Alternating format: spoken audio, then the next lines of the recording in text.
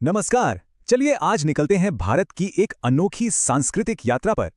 एक ऐसी यात्रा जहां हम भारत की धड़कनों को महसूस करेंगे, इसकी कहानियों को सुनेंगे और ये सब होगा इसके रंग बिरंगे लोक नृत्यों के जरिए। सोचिए, एक देश और हजारों कहानियां। लेकिन ये कहानियां हमें बताता कौन है? ये किताबों में नहीं लिखी हैं, बल्कि घुंघरुओं की झंकार में, ढोल की थाप में और थिरकते हुए कदमों में बसी हैं। जी हाँ, ये कहानियां सुनाते हैं भारत के लोक नृत्य।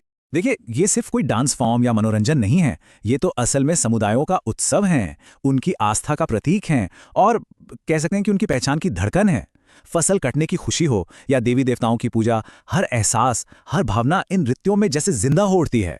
तो आज का हमारा सफर कुछ ऐसा रहेगा। हम उत्तर के जोश से शुरू करेंगे, फिर पूर्व की परंपराओं से जुड़ेंगे, दक्षिण की कथाएं जानेंगे और पश्चिम मध्य भारत की ऊर्जा को महसूस करेंगे। और आखिर में देखेंगे कि सब रंग मिलकर कैसे खूबसूरत तस्वीर बनाते हैं। तो चलिए अपनी यात्रा का पहला पड़ाव शुरू करते हैं उत्तर भारत से। एक ऐसा इलाका जहां के नृत्यों में आपको वीरता, उत्सव और एक शाही अंदाज का जबरदस्त संगम देखने को मिलेगा। यहाँ उत्तर भारत के दो बिल्कुल अलग रंग देखिए। एक तरफ है पंजाब का वो जोरदार भांगड़ा, जिसकी बीट पर पैर अपने आप थिरकने लगते हैं, पूरी तरह से जोश और ऊर्जा से भरा हुआ। तो दूसरी तरफ है राजस्थान का घूमर, जहां महिलाएं बेहद नजाकत और शालीनता से घूमते हुए एक अलग ही माहौल बना देती हैं। मतलब एक में है जोश तो दूसरे में ग्रेस। और अब कुछ बिल्कुल अलग देखते हैं। यह है उत्तराखंड का छोलिया नृत्य।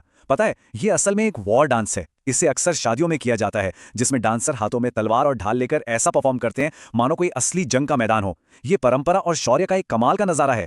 उत्तर भारत की कला की बात यहीं खत्म नहीं होती। जरा राजस्थान के भवाई नृत्य के बारे में सोचिए। ये तो संतुलन और हुनर की एक मिसाल है। सिर पर 7, 8 या कभी कभी तो उससे भी ज्यादा घड़े रखकर नाचना, और वो भी कभी तलवार की धार पर या कांच के टुकड़ों पर। वाकई अविश्वसनीय है। चलिए अब हम पूर्व की ओर बढ़ते हैं। यहाँ के जो नृत्य है ना, वो प्रकृति, त्योहारों और आदिवासी परंपराओं से बहुत गहरे से जुड़े हुए हैं। इनकी हर एक ताल में आपको जंगलों, नदियों और पहाड़ों की कहानियां सुनाई देंगी।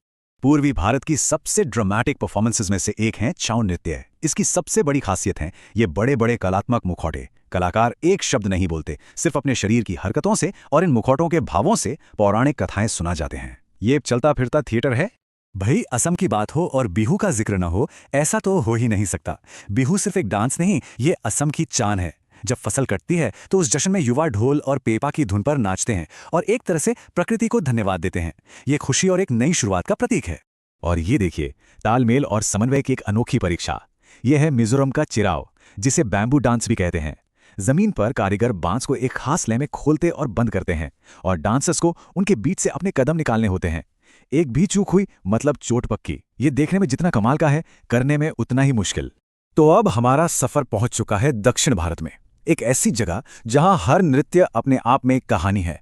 यहाँ के लोक नृत्यों में पौराणिक कथाएं और भक्ति भाव कूट कूट कर भरा है। हर एक मुद्रा का एक मतलब है, हर एक भाव एक पूरी कहानी कहता है। यक्षगान ये सिर्फ एक नृत्य नहीं, बल्कि एक पूरा का पूरा अनुभव है। कर्नाटक की इस कला में म्यूजिक, डांस, डायलॉग और भारी भरकम कॉस्ट्यूम्स सब कुछ होता है। कलाकार पूरी पूरी रात रामायण और महाभारत की कहानियों को स्टेज पर जिंदा कर देते हैं। दक्षिण में भक्ति को दिखाने के भी कई अलग अलग तरीके हैं। एक तरफ है केरल का थेयम, जो डांस से ज्यादा एक धार्मिक अनुष्ठान है। इसमें कलाकार घंटों की तैयारी के बाद देवता का रूप लेता है और माना जाता है कि उस पर सच में देवता आ जाते हैं। वहीं दूसरी तरफ है तमिलनाडु का करगट्टम, जिसमें कलाकार सिर पर फूलों से सजे कलश को रखकर देवी को खुश करने के लिए नाचते हैं। आस्था की क्या कमाल की अभिव्यक्तियां हैं। तो ये टेबल हमें यही समझाती है कि इन नृत्यों के मकसद कितने अलग अलग हैं। देखिए, बिहू और गरबा जैसे नृत्य त्योहारों का जश्न है, तो थेयम और वीर नाट्यम जैसे डांस एक धार्मिक अनुष्ठान का हिस्सा हैं, और वहीं यक्षगान और कुचिपुड़ी कहानी कहने की एक बेहतरीन कला है। अच्छा, तो अब चलते हैं भारत के दिल में, यानी पश्चिम और मध्य भारत। यहाँ के नृत्यों में आपको सामुदायिक भावना और जिंदगी का जश्न भरपूर मिलेगा। यहाँ कोई दर्शक नहीं होता, हर कोई डांस का हिस्सा बन जाता है। पश्चिम और मध्य भारत में भी देखिए कितने अलग अलग रंग हैं। एक तरफ है गुजरात का गरबा, जो नवरात्रि में मां शक्ति की पूजा का एक सामूहिक उत्सव बन जाता है। सब एक साथ मिलकर नाचते हैं। तो वहीं दूसरी ओर है महाराष्ट्र की लावणी, जो अपनी तेज ढोलकी की थाप और दिलकश अदाओं से मन मोहे लेती है। एक में भक्ति है तो दूसरे में चुलबुलापन और जबरदस्त ऊर्जा। और बात यहीं खत्म नहीं होती, इस क्षेत्र में तो और भी बहुत कुछ है। गोवा का फुगड़ी, जिसमें महिलाएं खेल खेल में नाचती हैं, छत्तीसगढ़ का रौत नाचा, जो दिवाली के बाद होता है, और मध्य प्रदेश का मटकी नृत्य, ये सब इस इलाके की सांस्कृतिक रिचनेस को दिखाते हैं।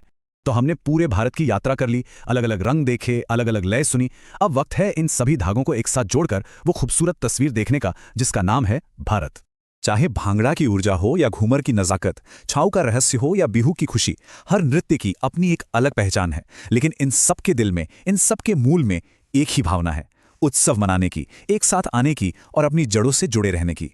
तो हमारी इस पूरी यात्रा का निचोड़ क्या है? सार यही है कि भारत के लोक नृत्य सिर्फ नाच गाना नहीं है, वे हमारा इतिहास सुनाते हैं, हमारी आस्था को दिखाते हैं, वे समाज को जोड़ते हैं और सबसे बड़ी बात, वे जिंदगी का जश्न मनाते हैं। और आखिर में ये बात कितनी सही है, जब भी हम किसी लोक कलाकार को नाचते हुए देखते हैं तो हम सिर्फ एक परफॉर्मेंस नहीं देख रहे होते, हम असल में एक कहानी सुन रहे होते हैं। एक ऐसी कहानी जिसे सदियों से एक पीढ़ी दूसरी पीढ़ी को अपने शरीर के जरिए सुनाती आ रही है। ये नृत्य म्यूजियम में रखने की चीजें नहीं हैं, ये आज भी जिंदा हैं, गांवों में, त्योहारों में, लोगों के दिलों में। ये भारत की जीती जागती धड़कनें हैं। तो अगली बार जब भी इनमें से किसी भी नृत्य को देखें तो सिर्फ तालियों से नहीं, दिल से उसे महसूस करने की कोशिश जरूर कीजिएगा।